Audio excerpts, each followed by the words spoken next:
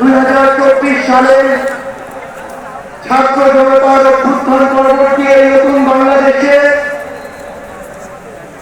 বাংলাদেশ জামায়াত ইসলামী কর্তৃক আয়োজিত আজকের এই জাতীয় সমাবেশে বাংলাদেশের ছাত্র জনতা আমার অভ্যুত্থানের সহযোদ্ধা জাতীয় নেতৃবৃন্দ সকলকে জাতীয় নাগরিক পার্টি এনসিপির পক্ষ থেকে সশ্রদ্ধ সালাম। আসসালামু আলাইকুম ওয়া রাহমাতুল্লাহ। সংগ্রামী সহযোদ্ধারা,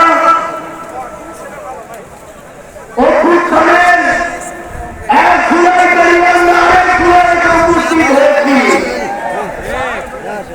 কিন্তু বাংলাদেশ থেকে মুজিববাদীদের ষড়যন্ত্র এখনো শেষ হয়নি।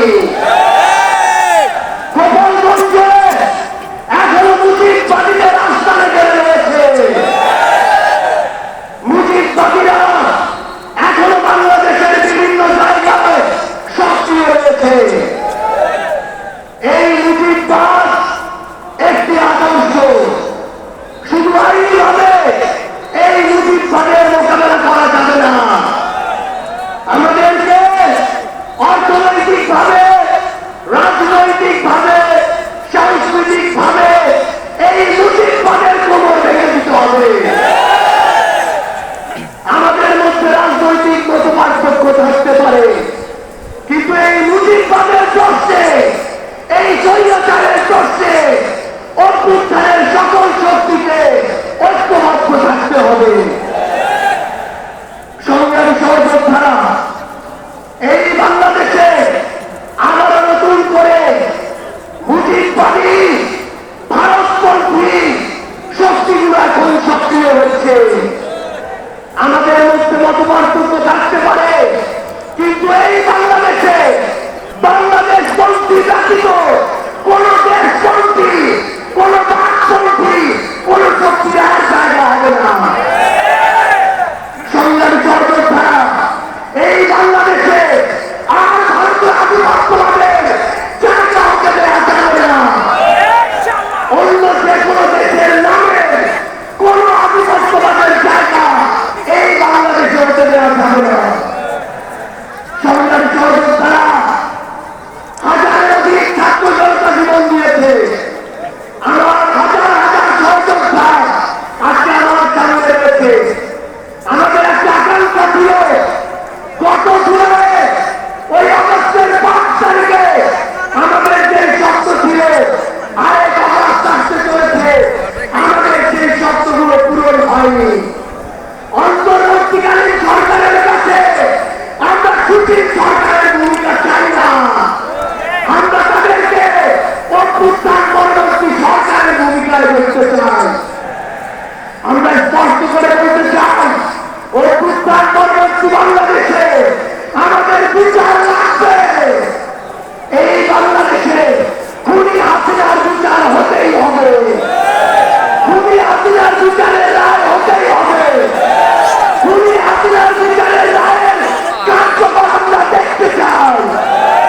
আমরা স্পষ্ট করে বলতে চাই, এই বাংলাদেশে বিচার বিভাগকে কোন দলের বিচার বিভাগ হিসেবে আমরা দেখতে চাই না।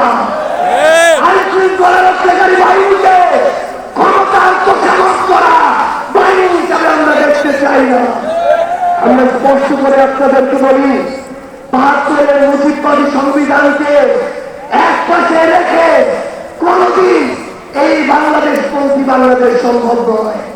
আমাদের নতুন সংবিধান লাগবে, আমাদের গণপরিষদ নির্বাচন লাগবে, আমাদের নারীদের অধিকার আমাদের নিশ্চিত করতে হবে, আমাদের সংখ্যালঘু ভাই বোনদের অধিকার আমাদের নিশ্চিত করতে হবে। আমরা 1947 সালের উপনিবেশ বিরোধী যে আকাঙ্ক্ষা, ৭১-এর স্বাধীনতার যে আকাঙ্ক্ষা, ২৪-এর মুক্তির যে আকাঙ্ক্ষা, সেই আকাঙ্ক্ষাকে ধারণ করে ঐক্যবদ্ধভাবে আমাদের আগামীর বাংলাদেশ গড়তে হবে। আমরা স্পষ্ট করে সর্বশেষ একটি কথা বলে যাই, ফ্যাসিস্ট বিরোধী ২৪-এর শক্তি আমাদের ঐক্যবদ্ধ থাকতে হবে।